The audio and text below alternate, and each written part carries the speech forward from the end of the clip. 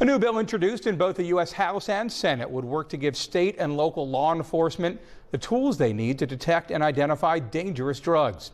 NBC29's Isabel Cleary is live in studio to take a look at the ties it has to Central Virginia. Good evening, Isabel.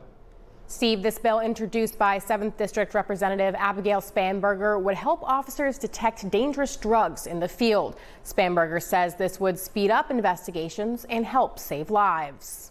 I have heard directly from the law enforcement officers I represent across Virginia's 7th District about the impact that fentanyl in our communities has had. The Providing Officers with Electronic Resources, or the POWER Act, would help law enforcement get tools to test drugs in the field. It would create a new grant program that would allow for Virginia's local law enforcement to be able to secure high-tech screening devices to detect fentanyl. Detect fentanyl out on calls or during arrests. And typically they would be sending those suspected drugs off to the laboratories for testing. That can take months in some cases, and it impacts prosecution. It certainly impacts early warning signs that some of these drugs have shown up in a particular community. Law enforcement agencies like Albemarle County Police could apply for funding to buy these screening devices.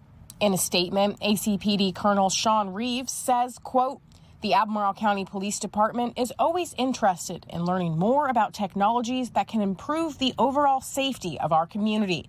We look forward to learning more about this bill and how it may benefit our community."